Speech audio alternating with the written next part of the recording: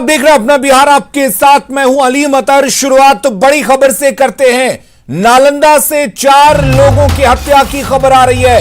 एक ही परिवार के 4 लोगों की हत्या कर दी गई है।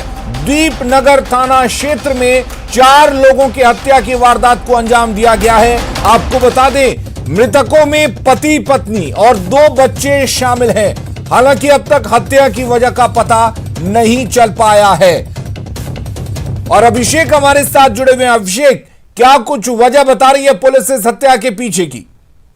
फिलहाल बता दूं कि डीएसपी सदर भी यहां पर पहुंच चुके हैं, लेकिन अभी तक ये मामला खुलासा नहीं हो पाया क्या कि हत्या किस कारण हुई है। लेकिन ये भी आसपास के लोगों के द्वारा बताया जा रहा है कि मृतक का ससुराल था और यहाँ संपत्ति मिली थी। फिलहाल हत्या का जो आरोप लगाया जा रहा है उसके पिता और बहन पर ही लगाया जा रहा है। फिलहाल जो आसपास के लोगों का कहना है कि उनकी बहन और इनसे भी कुछ विवाद चल रही थी जमीन को लेकर, उसी को लेकर हत्या की गई।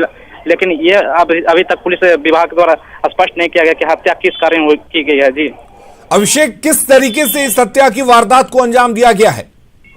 जी बता दें कि हत्या किस तरह से की गई है नहीं पता है, लेकिन जिस तरह से हत्या चारों को एक ही जगह हत्या करके और कमरे में ताला लगा, बाहर से ताला लगाकर भाग गया था। जी पता कैसे चला कि 4 लोगों की हत्या कर दी गई है? जी ये सबसे बड़ी बात है कि यहाँ पर जिस तरह से हत्या हुई है, उसके हत्या के बाद जब 4 दिन के बाद जो दुर्गंध आना शुरू हुए तो लोगों को लगा कि यहाँ पर कुछ दुर्गंध आ रहा है, तो आप उसकी सूचना पुलिस को दी गई। पुलिस के बाद जब कमरे खोला गया, ताला तोड़ी गई, तो देखिए कि अंदर 4 लोगों की लाश पड़ी हुई है, जो एक दंपत्ति और 2 बच्चे भी शामिल। चलिए अभिषेक, बहुत बहुत शुक्रिया आपका तमाम जानकारी देने के लिए।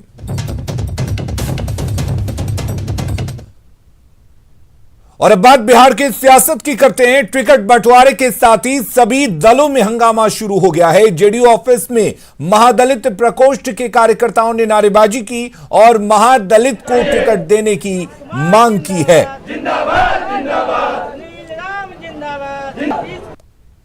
पहले चरण का टिकट के बंटवारे के साथ ही नाराजगी शुरू हो गई है और यहाँ पे कार्यकर्ता जदयू कार्यालय के अंदर नारेबाजी हो रही है। और यहाँ पे राजा पाकर के एक उम्मीदवार हैं सुनील कुमार राम को वहाँ पे जदयू प्रत्याशी बनाने को लेकर के मांग हो रही है।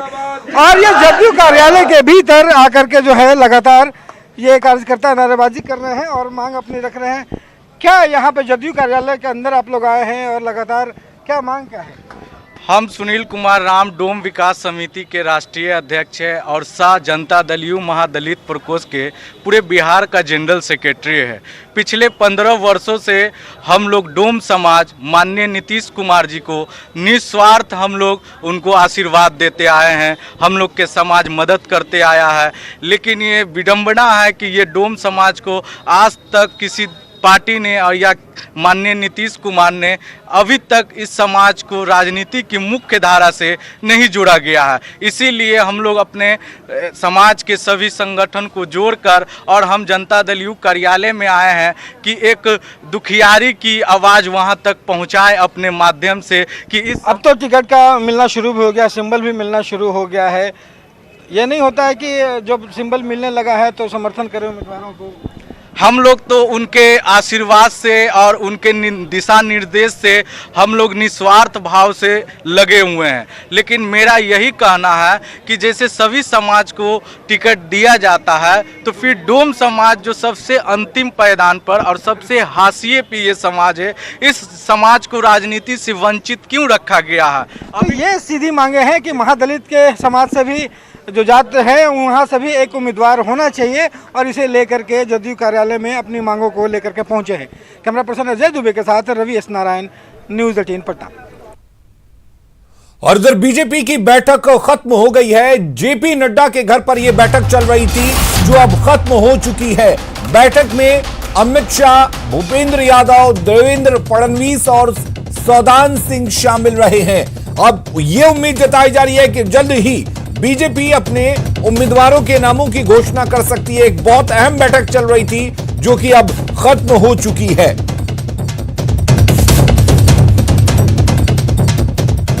और निरंजन हमारे साथ जुड़े हुए हैं। निरंजन, बहुत ही अहम बैठक जो कि अब खत्म हो चुकी है, लेकिन क्या यह माना जाए कि कुल जो उम्मीदवार चुनाव लड़ने हैं बिहार विधानसभा में उनके नामों का ऐलान आज हो जाएगा? नाम पूरी तरह से फाइनल किया जा चुका है?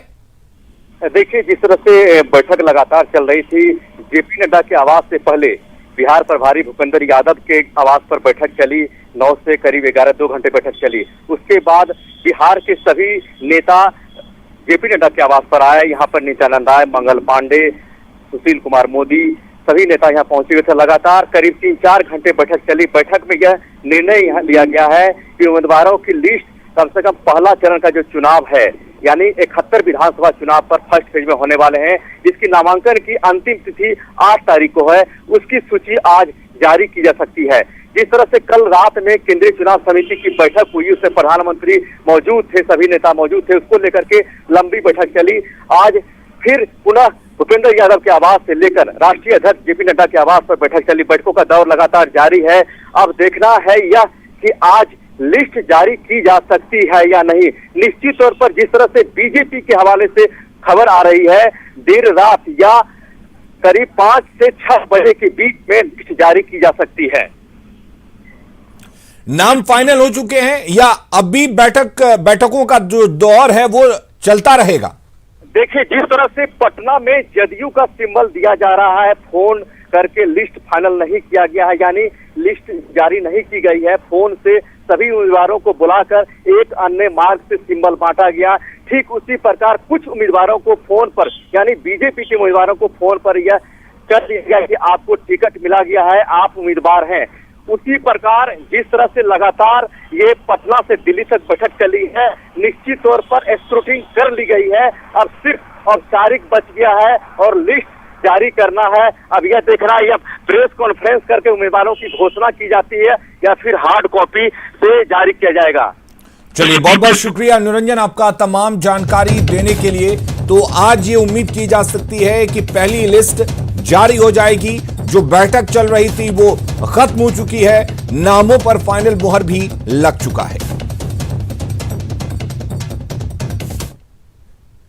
तो बीजेपी आज उम्मीदवारों की पहली लिस्ट जारी कर सकती है। खबरें हैं कि एनडीए में सीट बंटवारे के 2 फॉर्मूले हैं। फॉर्मूला नंबर 1 यह है कि एक की बात करें तो जेडीयू को 122 सीटें मिलेगी, जिसमें से जेडीयू मांझी की हम पार्टी को सीट देगी। वहीं अगर हम बात करें बीजेपी की, तो बीजेपी 121 सीटों पर चुनाव लड़ेगी और इन सबके बीच अगर मुकेश सैनी की वीआईपी एनडीए खेमे में आती है तो बीजेपी उसे अपने कोटे से सीट देगी। एनडीए का यह फॉर्मूला नंबर 1 है जो हम आपको ग्राफिक्स के जरिए बता रहे हैं।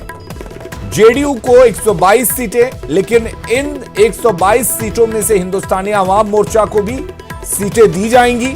इसके साथ ही बीजेपी 121 सीटों पर चुनाव लड़ेगी। अगर मुकेश सैनी की पार्टी आती है तो बीजेपी कोटे से टिकट दिया जाएगा।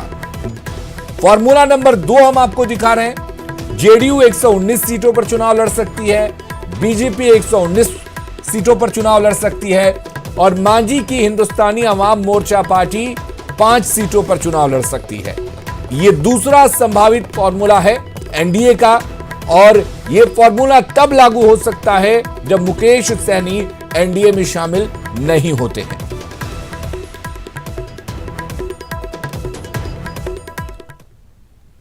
और उधर जेडीयू ने आज कई उम्मीदवारों को सिंबल दे दिया है। पार्टी सिंबल मिलने के बाद बाहर निकले उम्मीदवारों ने नीतीश कुमार को धन्यवाद दिया। साथ ही यह उम्मीद भी जताई कि जीत उन्हीं की होगी। मंत्री जय कुमार सिंह ने कहा कि एनडीए को शानदार जीत मिलेगी और लोजपा के बाहर रहने से कोई फर्क नहीं पड़ेगा। नहीं, सबसे पहले तो मैं माननीय मुख्यमंत्री नीतीश कुमार जी को मैं बहुत बहुत धन्यवाद देता हूं। उन्होंने फिर पुनः हमारी चौथी बार हम पर विश्वास किए और मैं अब जा रहा हूं। परसों मैं नामांकन करूंगा और पूरी तरह से जो पार्टी की आइडियोलॉजी है, पार्टी की विचारधारा है और माननीय मुख्यमंत्री के जो सोच है उसको दिनारा में भी हमने उतारने का प्रयास करेंगे। देखिए, आप हम तो पहले भी बोल चुके हैं कि 2010 में एनडीए के रूप में भाजपा और जेडीयू ही रहा था, कहीं कोई तीसरा नहीं था और रिजल्ट बुरा नहीं ऐतिहासिक हुआ था। सिर्फ उस बात को मैं आप लोगों को याद दिला देना चाहता हूँ। तो अभी तक सीटों का बंटवारा भी नहीं हुआ दोनों पार्टी के। कहाँ कहीं नहीं हुआ, सब जगह सीटों की बंटवारा हुई है, बहुत स्मूथली चल रही है। मैं पहले भी आप जानिए कि एनडीए के रूप में भाजपा और जदयू जैसा गठबंधन देश में कहीं नहीं होगा। ये आपस में तीसरी साथी जब कोई आ जाते हैं थोड़ी सी बिना हुआ अभी तक स्पष्ट रूप से कहाँ कोई आया? हाँ, ये सीट शेयरिंग का हुआ है। ये फर्स्ट पेज का 71 सीट की यदि सिंबल जा रही है तो इसी को सीट शेयरिंग कहते हैं। 71 सीट का जो सामने से ज्वाइंट प्रेस कॉन्फ्रेंस नहीं। जेडीयू ने इस बार युवाओं और महिलाओं को भी टिकट देने में उदारता दिखाई है। पार्टी की बात को मजबूती से रखने वाली प्रवक्ता अंजुम आरा को भी पार्टी ने उम्मीदवार बनाया है। सिंबल मिलने के बाद बाहर निकलने पर नीतीश कुमार का शुक्रिया अदा किया। साथ ही ददन यादव के टिकट कटने पर अंजुम आरा ने कहा कि ददन यादव जी वरिष्ठ हैं और मुझसे नाराज नहीं होंगे। अंजुम आरा से बात की आनंद अमृतराज ने। तो जेडीयू ने अपने पार्टी के प्रवक्ता अंजुम आरा को टिकट दे दिया है। डुमरांव से होंगे जेडीयू के उम्मीदवार। चेहरे पे खुशी है, लेकिन मुकाबला कैसा देखती है डुमरांव में? मुकाबला अच्छा है, बहुत अच्छा है, ऐसा कुछ भी कोई दिक्कत नहीं, क्योंकि हमारी गवर्नमेंट ने माननीय मुख्यमंत्री नीतीश कुमार जी के नेतृत्व में जो हमारी एनडीए की गवर्नमेंट है बिहार में विगत 15 वर्षों में हम लोगों ने न्याय के साथ सबका विकास जो माननीय मुख्यमंत्री जी का संकल्प था उसमें उन्होंने बेजोड़ काम किया, और साथ ही साथ आधारभूत संरचना की दिशा में उन्होंने बहुत काम किया। 7 निश्चय में हम लोग देखते सारे काम वहाँ पे जो उन्होंने बिहार के आवाम से वादा किया उन वादे को उन्होंने पूरा किया है। तो हम लोग काम के आधार पे जा रहे हैं, डेवलपमेंट के आधार पे जा रहे हैं, तो इसमें तो हम लोग लेकिन काम के आधार पे अभी जा रही है। काम जो सेटिंग है था ददन यादव, वो भी तो काम के आधार पे जाने वाले, तो उनका टिकट काट के आपको दिया गया। आपको लगता है कि कहीं हानि ना हो जाए? नहीं, ऐसा कुछ भी नहीं। देखिए, काटना जैसी कोई बात नहीं थी, अब एक निगेटिव कुछ भी नहीं था, जो भी था वो पॉजिटिव एक सोच थी। आप लोग भी या हम लोग भी हमेशा ये कहते रहते थे कि विमेन एम्पावरमेंट की बात होती है तो एवरी सेक्टर में विमेन एम्पावर हैं। सरकारी नौकरी में 35% रिजर्वेशन, पंचायती व्यवस्था में 50% रिजर्वेशन, बट लेजिस्लेटिव बॉडी में रिप्रेजेंटेशन नहीं है। जो इंडिपेंडेंट महिलाएं हैं जिनका बैकग्राउंड बहुत स्ट्रांग होता था वो जाती थी। लेकिन इस बार हम लोगों ने देखा माननीय मुख्यमंत्री नीतीश कुमार जी ने बिहार की बेटियों को जो गढ़ा है, मजबूत किया, आत्मविश्वास पैदा किया, उनके अंदर उनके मनोबल को बढ़ाया है ना, उन्होंने ट्रस्ट किया इस बार मौका देकर के। ये तमाम बातें सही है, लेकिन ददन यादव के टिकट काट के आपको टिकट दिया गया, तो आपको लगता है कहीं भीतरघात ना हो जाए? क्योंकि ददन यादव नाराज है। देखिए, हमारी पार्टी के वो बहुत ही कमिटेड और बहुत ही लॉयल वो हमारे पार्टी के नेता हैं, तो और बहुत मैच्योर वो नेता हैं, तो ऐसा नहीं, बिल्कुल नहीं ऐसा हो सकता है। आप जाएंगे उनसे मिलने? निश्चित रूप से वो हमारे गार्जियन हैं, निश्चित रूप से उनके अनुभव हैं, वो हमारे लिए वो गार्जियन समान है, वो बिल्कुल मैं उनके। मोकामा से बाहुबली विधायक अनंत सिंह के खिलाफ जेडीयू ने एक सन्यासी राजीव लोचन को मैदान में उतारा है। जाहिर सी बात है, अनंत सिंह के उलट राजीव लोचन बेहद मृदुभाषी माने जाते हैं और अध्यात्म से बेहद लगाव है। जब पार्टी का सिंबल लेकर बाहर निकले तो बहुत ही शालीनता से पार्टी की जीत का दावा किया। राजीव लोचन से बात की संवाददाता आनंद अमृतराज ने। तो अनंत सिंह के खिलाफ मोकामा से किस्मत आजमाएंगे जेडीयू की तरफ से। सर, आपका पूरा नाम क्या हुआ? राजीव लोचन नारायण। राजू जी, आपकी लड़ाई मोकामा में कैसी है? जनता है, जनता जैसे समझिए, जनता बताइए। राजीव लोचन है जो मोकामा से किस्मत आजमाएंगे जेडीयू के टिकट पे बाहुबली अनंत सिंह के खिलाफ। तो जाहिर सी बात है, जेडीयू ने एक सन्यासी को उतारा है, जो सन्यासी होते हुए 40 साल से राजनीति कर रहे हैं, लेकिन कभी मेन स्ट्रीम में उन्हें नहीं देखा गया। लेकिन इस बार जेडीयू ने मोकामा से बाहुबली के खिलाफ एक संत को उतार दिया है। तो बेहद दिलचस्प होने वाला है मोकामा विधानसभा का इस बार का चुनावी लड़ाई। कैमरामैन राजेश के साथ आनंद अमृतराज, न्यूज 18 नेटवर्क, पटना। और उधर रामा सिंह आज आरजेडी की सदस्यता ले सकते हैं। रामा सिंह की पत्नी भी आरजेडी की सदस्यता ले सकती हैं। रामा सिंह ने न्यूज 18 से खास बातचीत में कहा कि उनकी पत्नी आरजेडी के सिंबल पर महनार से चुनाव लड़ेंगी। रामा सिंह ने यह भी दावा किया कि वो तेजस्वी यादव को सीएम बनाने के लिए एड़ी चोटी का जोर लगा देंगे। हमने पहले भी आपको बताया कि हमारा कोई पार्टी ज्वाइन करने का कोई शर्त नहीं रहा, हमारा कोई सीट नहीं रहा है। हम अपने चुनाव के संदर्भ में मैंने पहले भी कहा है कि हमको चुनाव नहीं लड़ना। तो ऐसे स्थिति में मुकेश जी या जो भी लोग हैं, दावेदारी तो स्वाभाविक है कि बनती है। और मुकेश जो है राष्ट्रीय जनता दल का अच्छा वर्कर है, मेहनती कार्यकर्ता है, तो दावेदारी तो निश्चित रूप से बनेगी और सब लोग करते ही हैं। चुनाव का वक्त है तो चुनाव के वक्त हर लोग जो है अपनी दावेदारी करते हैं, और उसमें उस प्रतिस्पर्धा में मैं नहीं हूँ, मैं टिकट के प्रतिस्पर्धा में नहीं हूँ, इसीलिए उन सब विषयों पर कोई बात नहीं है। और हमने तो पहले भी कहा है कि हम लोग पार्टी के सिपाही जहाँ भी रहे हैं, एक सिपाही की हैसियत से रहे हैं, और पार्टी का जो निर्देश होगा उस पर हम लोग काम करने वाले हैं, न कि सीट और टिकट की बात करना है। तेजस्वी यादव कह रहे हैं कि इस बार महागठबंधन की जीत होगी, उनके नेतृत्व में मजबूत सरकार बनेगी। क्या लगता है रमा सिंह क्या आंक रहे हैं? महागठबंधन की स्थिति कहां पा रहे हैं? देखिए बिल्कुल सही जो है आकलन है पार्टी का और तेजस्वी जी का या लालू जी का जो आकलन है, बिल्कुल जनता, बिहार की जनता परिवर्तन चाहती है। इस देश के लोग जो है तबाह हो चुके हैं, तमाम तरह की जो अव्यवस्था जो है इस देश से लेकर के इस राज्य तक में, तो निश्चित रूप से परिवर्तन की लहर इस राज्य में है और महागठबंधन की सरकार निश्चित रूप से इस राज्य में। रमा सिंह नींव चोटी लगा देंगे तेजस्वी को मुख्यमंत्री बनाने के लिए? बिल्कुल बिल्कुल बिल्कुल, हम लोग सिपाही हैं और मजबूत निष्ठावान सिपाही हैं, पूरा एड़ी चोटी हम लोग लगाएंगे। चलिए, तो ये रमा सिंह है, सीधे तौर पे कह रहे हैं कि तेजस्वी को मुख्यमंत्री बनाना है और इसके लिए जो भी करना होगा। और बड़ी खबर इस वक्त हम आपको बता दें, तस्वीरें हम आपको दिखा रहे हैं, राबड़ी आवास के बाहर की ये तस्वीरें हैं जहां पर हंगामा हो रहा है। दरअसल यहां पर आरजेडी कार्यकर्ताओं ने जगदानंद सिंह की गाड़ी को रोका है। रमा सिंह के खिलाफ यहां पर नारा लगाया जा रहा है। तस्वीरें हम आपको दिखा रहे हैं। बड़ी खबर इस वक्त हम आपको बता दें, राबड़ी आवास के बाहर जमकर हंगामा हुआ है। जगदानंद सिंह के गाड़ी को कार्यकर्ताओं ने रोकने की कोशिश की है। दरअसल ये तमाम जो कार्यकर्ता हैं वो रघुवंश सिंह के समर्थक बताए जा रहे हैं और ये रमा सिंह के खिलाफ नारा लगा रहे हैं। किसी तरह से जगदानंद सिंह यहां से निकलने की कोशिश करते नजर आए। जगदानंद सिंह की गाड़ी को रोका गया, रमा सिंह के खिलाफ नारेबाजी की गई और बताया ये जा रहा है कि ये रघुवंश सिंह के समर्थक हैं जो रमा सिंह के खिलाफ नारा लगा रहे हैं।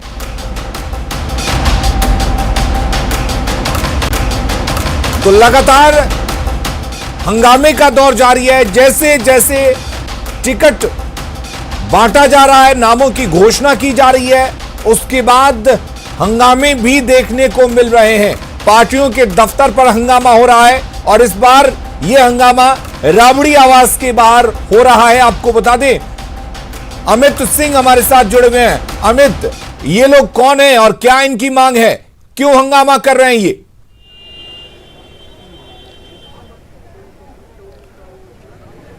अभी से महज 10 मिनट पहले जोरदार हंगामा हुआ है राबड़ी आवास में। हम तस्वीरों के जरिए आपको दिखाना चाहते हैं। देखिए जिस तरीके से गहमा गहमी है, ये सारे लोग यहाँ, अधिकांश लोग जो है वो रमा सिंह के खिलाफ नारेबाजी कर रहे थे। जैसे ही ये खबर मिली कि महनार से रमा सिंह को टिकट मिल सकता है, ऐसे में नारेबाजी शुरू हो गई। उसी बीच में जगदानंद सिंह जो प्रदेश अध्यक्ष हैं, वो जैसे ही बाहर वो निकले उसके बाद से हंगामा और शुरू हो गया और जगदानंद सिंह को किसी तरीके से निकल कर जाना पड़ा।